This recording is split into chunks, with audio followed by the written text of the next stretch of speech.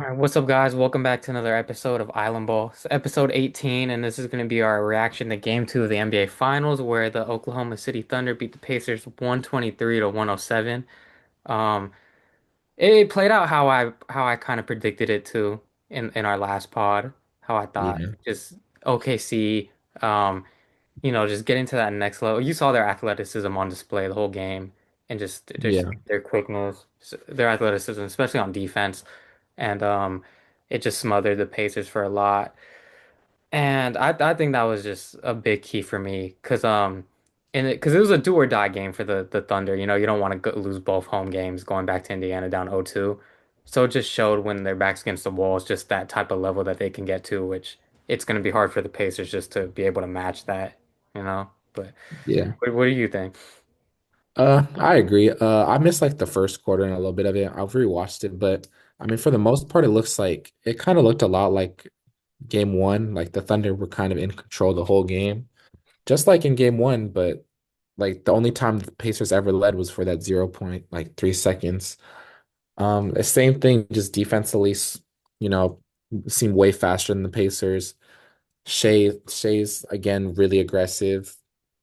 And then he got some help from like pieces off the bench. Aaron Wiggins had a big game. And we talked about it like in the first game. Like the Thunder looked like the better team. It's Hmm. just the late night heroics of, Halliburton and just even the other guys, got him the game one. But I mean, on the Pacers, to give them a little credit, even though they lost by 16, like they kind of, it's not like they were making the game, but they weren't fully going away. Like still kept a little bit of pressure on them and never made it like I don't know. I was, if it's Thunder fan, you're a little worried, I guess, because they couldn't balloon it to like 2030, but they were in control the Yeah. whole game. So, I yeah. Me personally, I just thought that's they kind of let off the ropes a little bit. Just because Yeah. once they were up by like 20 and it was going into the fourth, I felt that defensive intensity just wasn't there. Yeah. I mean, because the way that the game was going, the Pacers weren't really going to come back, and they were just trading buckets at that point. That's what it really felt like to me in that Yeah. fourth quarter. And like you said, that's why I don't think it ballooned. But so that would be the thing that I'd be most concerned about if I was a Pacers fan, though. It's just like I Hmm. said, back against the wall, and obviously the Pacers probably just naturally didn't have this. They definitely didn't have the same amount of urgency because they stole game one already. But Hmm. I just think like in terms of this, if this went to game seven or just like another must-win game, I just saw some things from the Thunder, especially just that level they can raise to just because of their athleticism, which Hmm. contributes to just both ends of the court. That I don't know if the Pacers can really match that. And like that specifically goes to why I think Tyrese didn't really have a that Yeah. much of an impact. Because just, he had those 12 points in the fourth, which I mean, I don't really care about those to be honest. Like I said, I thought they Yeah. were just playing off of him at that point. Hmm.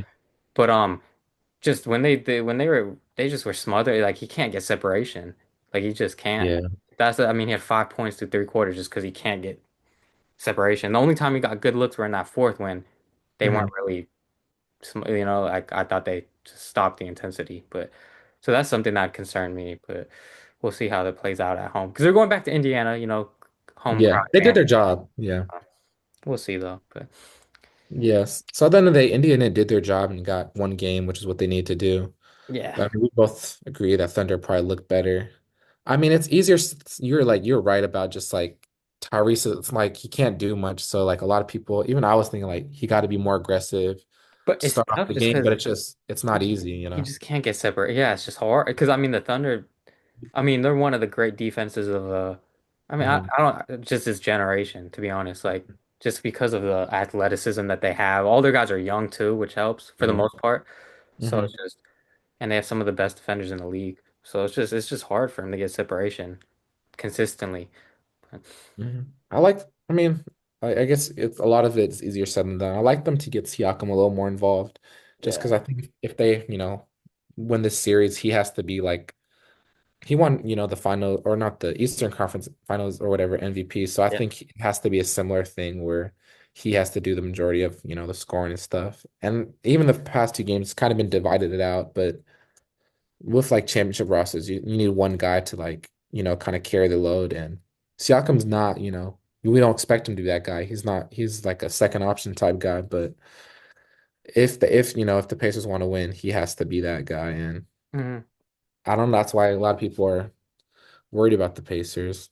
Do So you think they have to close it out at home then, like in six? Like if they were to go home, because a game seven, I feel like would be very similar to how this game felt, yeah. especially for the Thunder, and we saw what level they played at. So Hmm. it's like, what do you think in Yeah. terms of that? I th I think I mean like of course it's better said than done. Like they need these two games. If they can go to 3-1, that'd be ideal.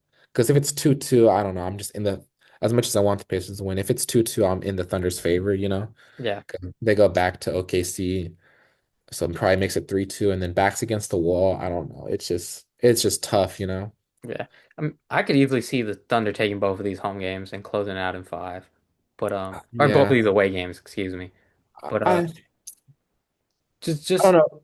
I There's mean, some things on the Thunder side that even though they look great and they look awfully better, that I don't know, they kind of worry me.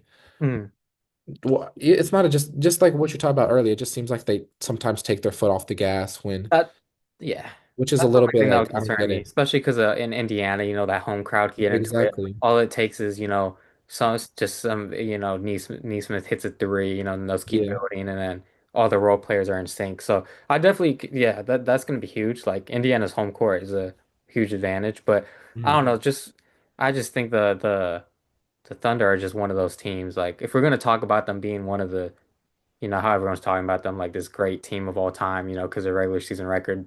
I expect you to get both of these games, to be honest. Like, no Yeah. disrespect to Indiana or anything that they've done, but I mean, you already blew game one that you shouldn't have blown. Mhm. I don't know, I think you should take both of these games. But, Um, I wanted to go 7 just for the more oh, that'd be basketball the greatest thing portion, for but fans. But yeah. I mean, I don't know. Non-biased way, and I think Indiana will get one of these just because of, like you said, their home crowd and OKC not like laying off the gas. And I can see like, or I actually, not I can see, I expect like in one of these games, like the role players just go insane because they have a bunch of them. Obi Mhm. Toppin didn't have a great game. I can see him have like, a 15 to 20 point game. Even like a Ben Shepherd make, maybe he only has like 9 points, but he has like two timely threes.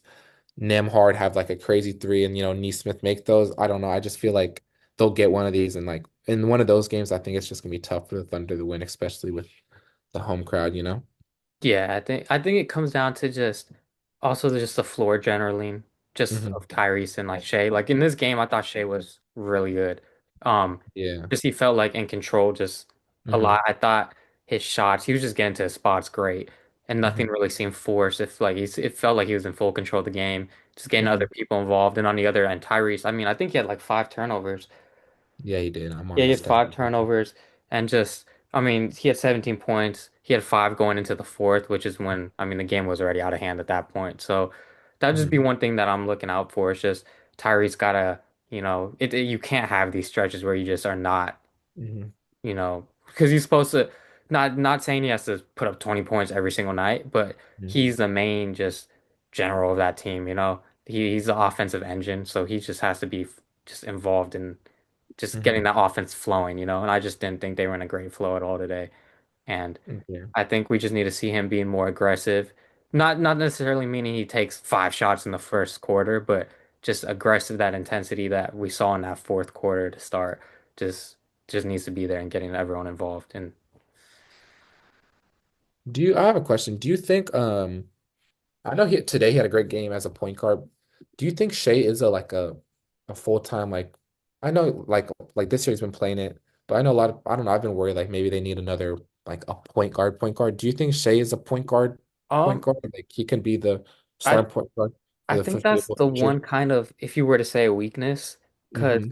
I mean, for point guards, I know a lot of people just it's not just about just how many assists you could get or Yeah, just, exactly. I mean, it's just the making reads, off the kick, just driving and just being Hmm. able to make the right reads and just the whole thing flowing and all that. And Hmm. I mean, I feel like that's the one thing that at times we've seen him struggle with, but that's what I said. This game, I thought I was really impressed with how I Hmm. seen him just getting to his spots, when it wasn't there, he wasn't like I thought in game one he was forcing some shots Hmm.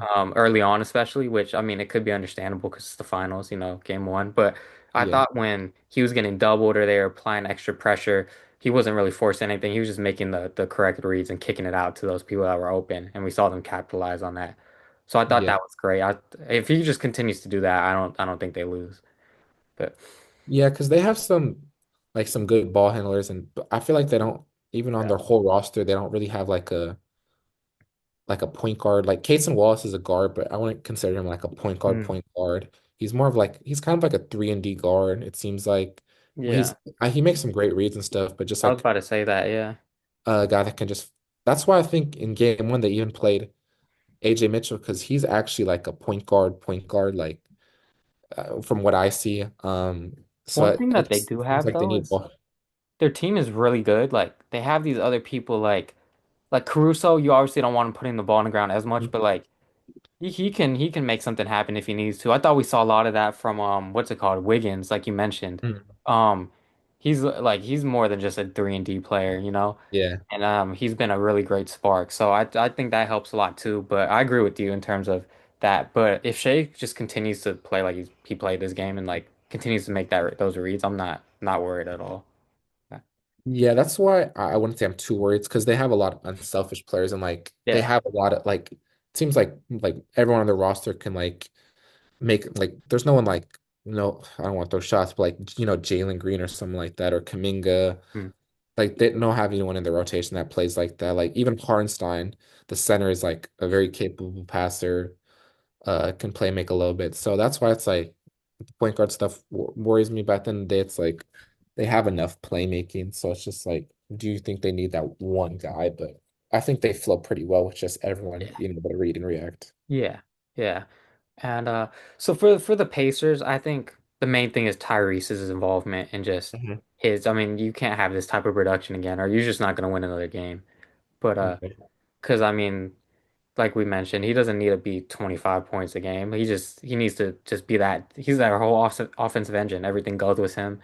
So Mhm. I mean, he can't be having 5 turnovers like that, and with Yeah. that little aggressiveness. But that's the thing that will be interesting. Like we mentioned before, just seeing they're obviously going to be back at home, so just seeing that intensity, if it will be there from the Thunder. Because, Mhm. when we saw that, obviously they were at home and their crowd was into it, but, it was just hard for Tyrese to get separation and create things. So we'll see how it is back at home. But Mhm. that'd be the one thing I'm looking at for game three, just how their whole offense flows, and it starts with Tyrese. But Yeah, I agree. I also was wondering, wonder your thoughts on it. Is just it kind of in the fourth quarter of last game, even though Tyrese had the big shot in game one and hmm like big plays. It seemed like Nembhard was, or Andrew Nemhard, I guess Mark. you Nemhard. Yeah, okay, that's how you say it. hmm Nemhard was like the primary ball handler, and Hmm. I don't know if they go back to this because he's like been a big playoff player, and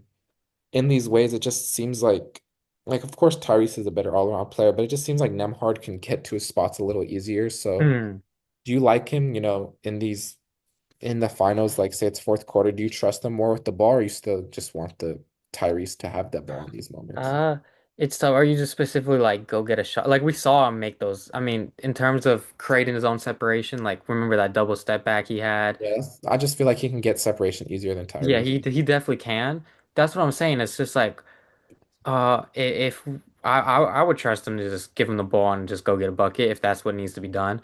Hmm. But that's what I'm saying. In terms of the Tyrese aggressiveness, I don't need him to take like I'm not saying because how many shots did he have? He ended up having 13. A lot of those were in the fourth. So Yeah, I'm not before. saying he has to take 20 to 25 shots. Yeah, I just think he just that his presence needs to be more felt and just but yeah, like maybe to your point though, maybe that's just not possible when the Thunder defense fully locks down, you know? yeah. Like that we might find that out after game three and four is just he just can't get separation on these guys, which in turn it just he's not as effective as he normally is. So in that case, if in the first half of game three he's really struggling, he can't get separation, it's hard for him to just get everyone else involved just because those windows, those lanes aren't opening up like they normally do, and he just can't get to spots, then maybe we do maybe I would think that they would have to pivot then. But Hmm. so we'll have to see though. But Yeah, and you don't want to put too much pressure on Nemhard just because he's also like he's guarding Shea at the other end too, which is like hmm, really yeah, tiring and stuff. So yeah, I mean that's why it works because they're both, guards, but they play well off each other.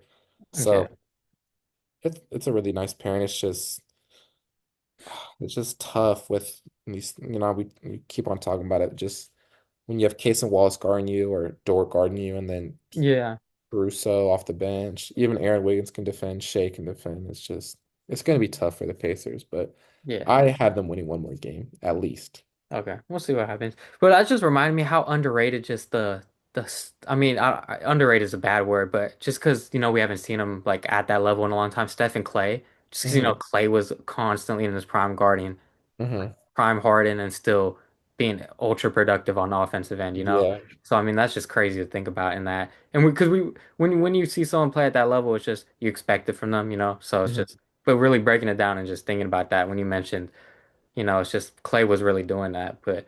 Yeah, Clay Yeah. was like that. Yeah. But And and he just played, he never needed the ball. He was such yeah. like the perfect plug in his prime. He was such a perfect plug and play Yeah. Yeah. role player, like the best role player of all I time, you could I basically do say. have a hypothetical now because we were trying to figure one out that we can go through at the end that I Hmm. think will be interesting. So, but do you wanna is there anything else you want to talk about this series? If not, we can move on to the next subject. But, I think I think we kind of, we covered everything and like we're kind of yeah. saying the same things, like, Yeah. so I Game think, three is gonna tell us a lot, especially yeah, if it's game in three, Indiana. So especially in Indiana. I'm I'm excited. excited to see that. We'll make one right after the game. We're Yeah. recording this the day after. We'll make one if Hmm. yeah, we'll make one right after next time. But in other news, well, Aaron Rodgers signed with the Steelers. Hmm. So going back to football, but I think a Yeah. lot of people expected this or were just thinking it was going to happen just because both sides have been talking. The Steelers Hmm. weren't really doing anything in the quarterback room. But Hmm. what do you think? I don't know. I'm just kind of confused why it took so long. Mm, It seems like both sides like needed each other really bad. So I don't know what the like Aaron Rodgers is still a starting quarterback in this league. And he like I don't know, there wasn't many other spots that he could have gone to. mm, And the Steelers really didn't have they drafted a quarterback right in like the fourth or fifth yeah. round. But it's like, I don't know, you don't want to start that in his first year. Yeah. They still have Mason Rudolph, right? Yeah. Do they? I don't even remember. I I, honestly don't even know. I I just don't know that know. they didn't have anything. Yeah. So I don't so I would give it like a B grade if put it on a grade scale. Like it's not bad. Um, I don't get why they trade George Pickens, but they did get DK, so they'll have a decent wide receiver room. I don't know. I'm not crazy high on the Steelers. They're just one of those teams that I feel like will go like, 8-9, 9-8 or something like that. So Yeah. Um, I'm in kind of agreement with you. I was someone that, excuse me, I was high on the Jets when they first did the Aaron Rodgers trade, because I mhm. thought he still had like mo a lot more high level football into him. Yeah. Um, I didn't think they were gonna beat the Bills, like win the division, but I thought they were gonna be a playoff team and be in the mix. But I thought I was high too, yeah. yeah, and just seeing what's happened. Obviously, I know he got the Achilles in the first like four snaps of the game a Hmm. couple years back, and then but just since then, it's just. I think it's just we haven't seen him at that level. He's been good, really good at times, but I thought he's been really bad at other times too, just watching a lot of their games. And Hmm. I don't think this brings him over the top if I'm being honest with you. Because I mean, That's if you're the Steelers, that's what you're trying to do? I mean, you're always in this purgatory type that's of what I'm area, saying. you Like know? But they just kind of state yeah, they don't really like. yeah, like Mike Tomlin hasn't had a losing season, so it's like, what you guys are gonna go 10-7, play the Chiefs, Bills, or Ravens first round and just go home? Like, Yeah, I or don't like really they're see them really like being a any of nine and those eight teams. team. Like Yeah. they Well, don't have much potential, but the other side, just playing the argument could be that, the Jets were just such a dysfunctional organization, even though they had the pieces, like they had a top-ranked defense, and Breece Hall, in my opinion, is really good, hmm. and the weapons on offense, that their organization was just so dysfunctional that it was tough, especially with Hmm. just the persona of Aaron Rodgers. So, just being with the Steelers, we know what type of organization they are. Their defense is obviously going to be good. They, d- their running game is going to always be, decent, but just that functional organization, I think that is such a uh, something that's underrated that could play a part into it. But even with that, I don't see them making noise in the playoffs. Yeah, that's why it's like I guess it's not like the NBA where it's one game, in the playoffs. So they're thinking, I guess if we make the playoffs, we can just maybe we have a lucky thing, but it's like You don't have a when you're in chance the against any of the AFC, top it's like teams. you're in the AFC, it's just tough, It's If you don't like you have one of those said, quarterbacks, you just you're not winning. I don't even think it's Aaron Rodgers, but I just don't think they have the weapons to like. I know they have DK, but other than DK, Yeah. I guess they'll have a decent run game. I don't even know who their running back is, if I'm being completely Yeah, honest. to be after the Najee trade, yeah, I really don't know. But didn't Um, they? Am I tripping or did they draft someone? I forgot. um, I'm not.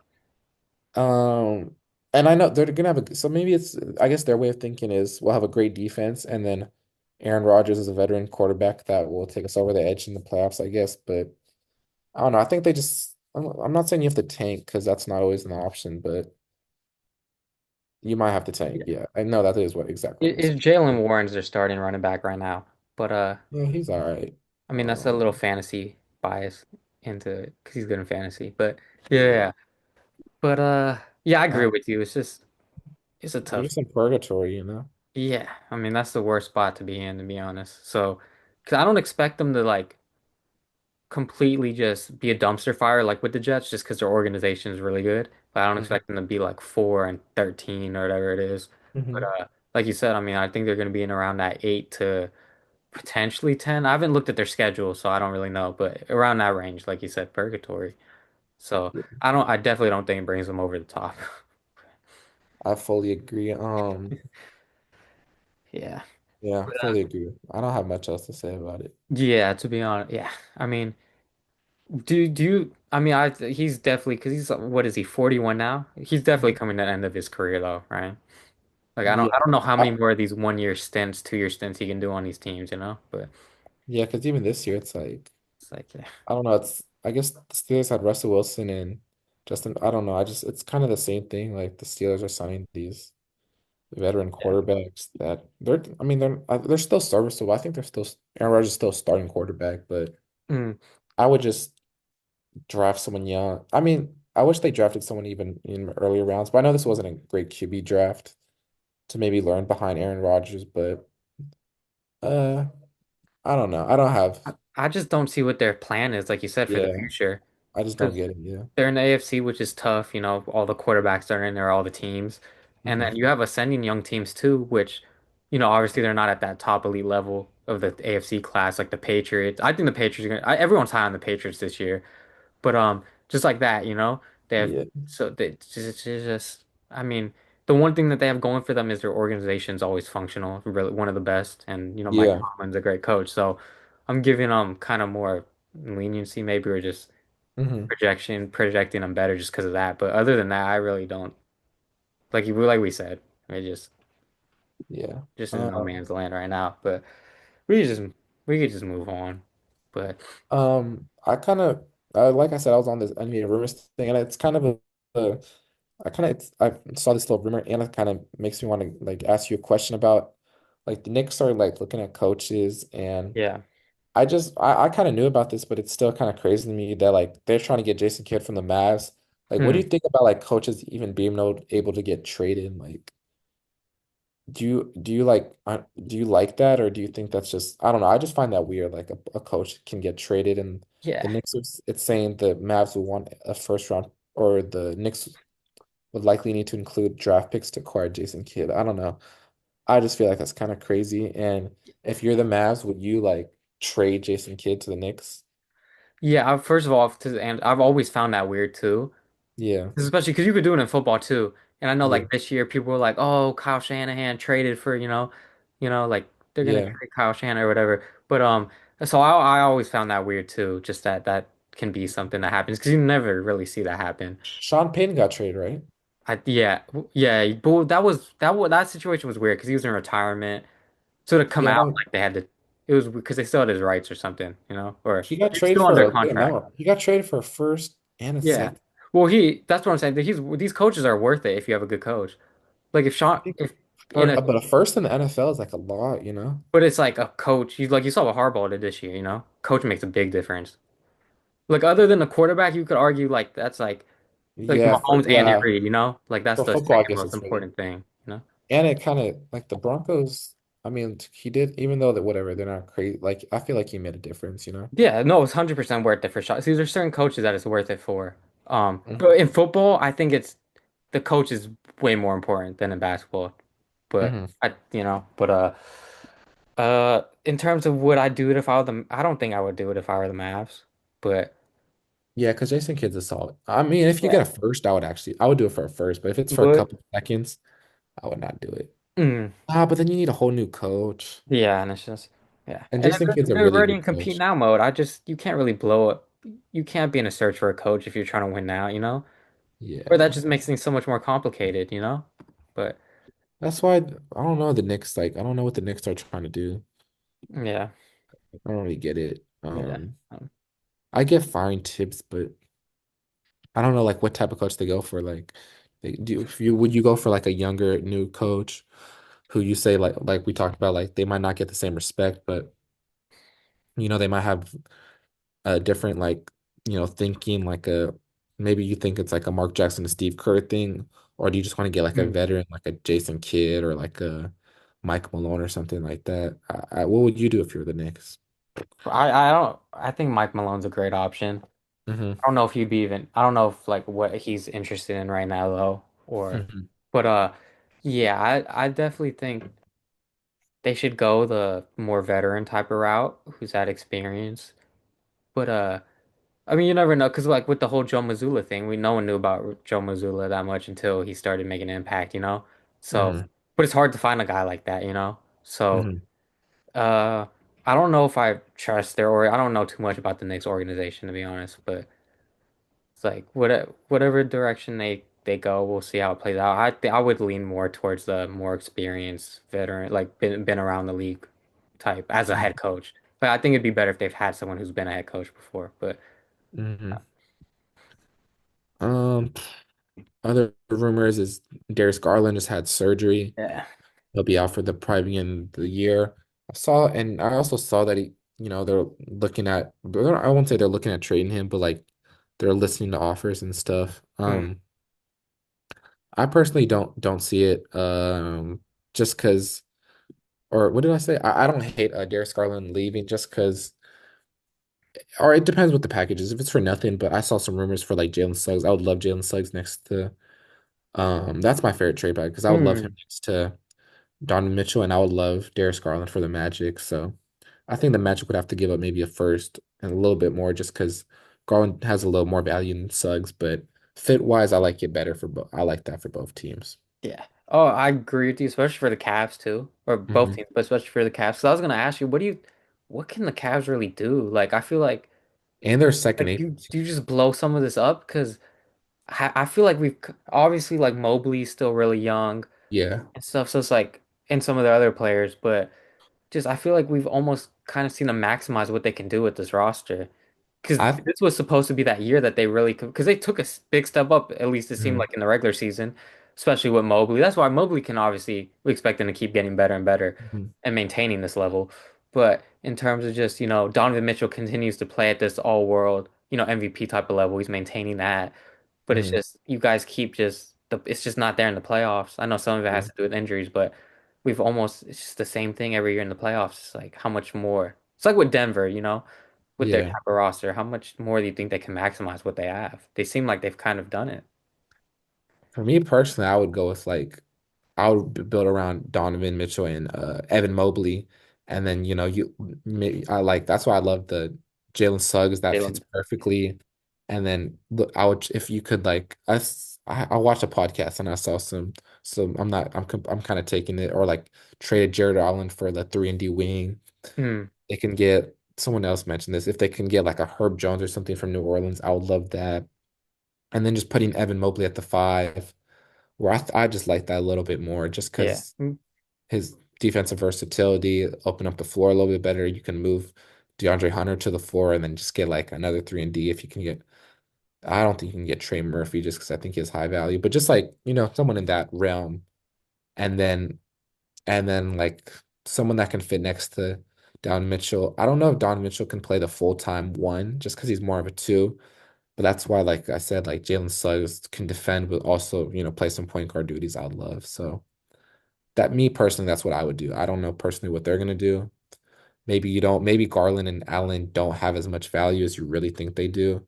Just because it's like kind of trading players is not as easy as like, we think it is. Yeah. Like, money wise, all this. But what would you do? I agree with you. I think they should go that route and explore that. It's tough because like you mentioned at the very end too, I don't really know if they like would trade both this offseason.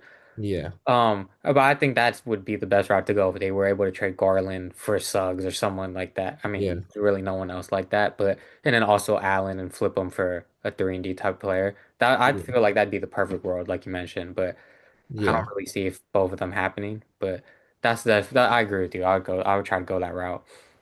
Or even like Drew Holiday's on the market. Hmm. I know he's old, but that's like kind of like similar player to Suggs, you know? Yeah, yeah, and they're kind of technically they're in that win now mode, Yeah, so trying to I win don't now, know. I even though like they that have young fit. players. So yeah, I like that fit of Drew Holiday.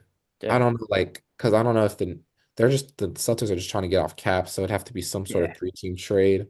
yeah, That's like we were saying, like I was saying, it's just like I don't know. I want to say like all this stuff, but it's like you actually have to think of a team. Like it's just a trade is a lot harder than it says. So Drew Holiday, I would love that there. And then I don't know, just Jared Allen's great in the regular season, even the playoffs. He has his moments, but I think you just moving forward, you have to put Mobley at the five hmm just to get his full. I feel like that's you're getting his max value with him at the five. Especially if you can shoot it. He's shooting it a little better, and he's a top five defensive player of the in the whole league. So it's cool to have like those twin towers on defense, but I'm more like the thing where it's like I'd rather have wings and then hopefully another guard next to Mitchell that can defend. yeah, yeah. I agree. Is there anything else that you're seeing on that? Um, I'm We on it got a right couple now. minutes before this Zoom ends, so Yeah. yeah. I'm on this hoop site. I think it's a pretty reliable thing because I was on this last year. I guess I saw this a little bit like as the Jazz are listing offers for Laurie Marketing, but I That's just every don't. year. That's every year, and I just him making 40 million. I just don't see like the Warriors almost got him last year when he wasn't making as much, but with him making that much, I don't see how they're gonna get like Yeah, more yeah. for him. You know what I mean? So he looks kind of stuck. What else is on here? Um, I mean, we already. I don't want to What, like the what, KD and Giannis what, stuff. but we already talked about that. But before we get out of here, what are your reactions? Have you seen the? Because I think he went on like a talk show about we almost potentially got Durant. Apparently, have you Okay, Draymond. like to the Warriors? Yeah, yeah. Where he was Yeah, I like, saw that. Lakeup was like, this trade might. I feel like this trade's gonna happen, and then I that's when heard it like yeah, yeah. it was Jimmy and Kaminga for KD like the three-team thing, which I'm kind of glad we got Jimmy and whatever. But I mean, it seems like KD like he didn't mind coming here. It's just like he didn't want to leave in the middle of the season. hmm Which I get like as a person, you don't want to hmm remove all. And it's like we would have had to gut a lot of a roster for that. So I'm kind of glad we didn't because we probably would have given more picks, maybe even pods, and we'd be to win now. And I think we'd have a striker's punch or whatever, shoot, whatever. Like we'd have a shot, but at that time we are like a 500 team, and Jimmy kind of got out of this. And I'm not saying Katie wouldn't, but like, you don't know 100% if he would. So I mean, I don't know. I'm cool with what happened. Yeah. What do you For what it's worth, I think they would have had the same type of belief. think? Definitely if Durant came. Yeah, In terms of like you would have definitely seen their play like Steph, elevate and all that just because that belief is there. yeah. It's there. Just that makes you just you see that Play manifest hard. on the court. But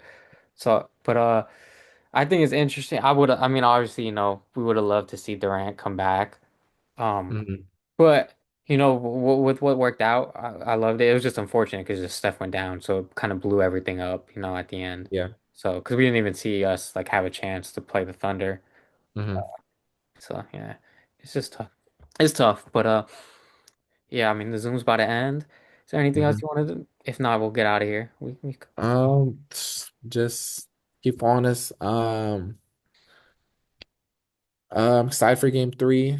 I'm really to be sound crazy, I'm more excited for the offseason. I love the offseason draft, trades and all that, but Yeah. oh shit. Oh, I thought it ended, but yeah, thanks for watching. Have a good one. Peace.